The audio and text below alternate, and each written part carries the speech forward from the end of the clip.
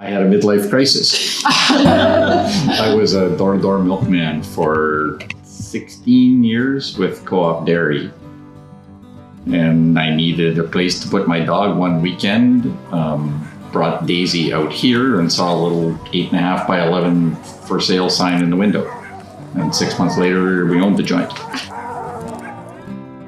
One of the bigger bills with running a kennel is heat because it's not an environmentally friendly building in that you have a lot of little doggy doors. That, like for a kennel to be really well and comfortable for the dogs, it's nice to have the doggy doors open 24/7, which means that all the beautiful heat that you're creating is going out those little doggy doors. So having large heating bills comes with running a kennel.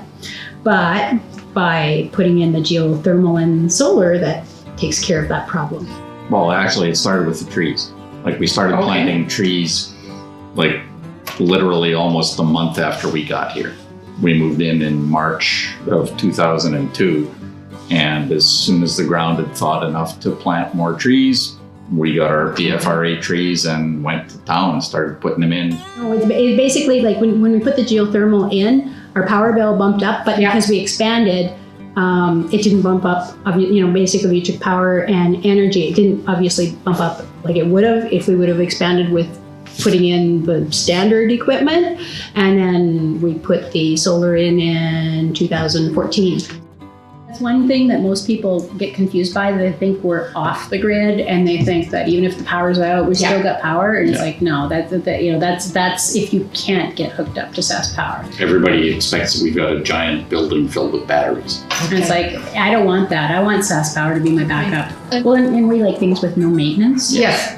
Like if you've got geothermal and solar, you don't do anything with it. Like we had some troubles with the geothermal this year, but that's like 11 years into it. We also had some troubles with our natural gas boiler, right? Like things get old and need some maintenance, right? Yeah. But it was no different than our natural gas boiler in the house too. So it's like, I like having stuff that you don't have to go tinker with. You just you set it and forget it. Yeah. So Dan goes into Regina, picks everybody up, goes to their house, and either picks the dog up, drops the dog off, and then comes back. So for each of those families, there's the check-in and check-out, which would be 200 kilometers for them to do it on their own. One of the pieces on the money side of it is if you do have money invested, anybody that has money invested, their investments have gone up and they've gone down and they've gone down and then they've gone up and then they've gone down.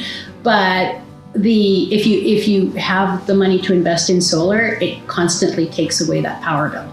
So I think that one is kind of big because if people are looking at putting in bigger installations, if they've got bigger bills, it's going to pay for itself.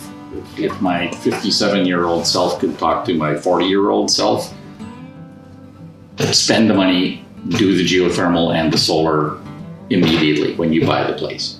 Primarily, it's about keeping the building comfortable for the dogs and doing that in a affordably sustaining way. Yeah.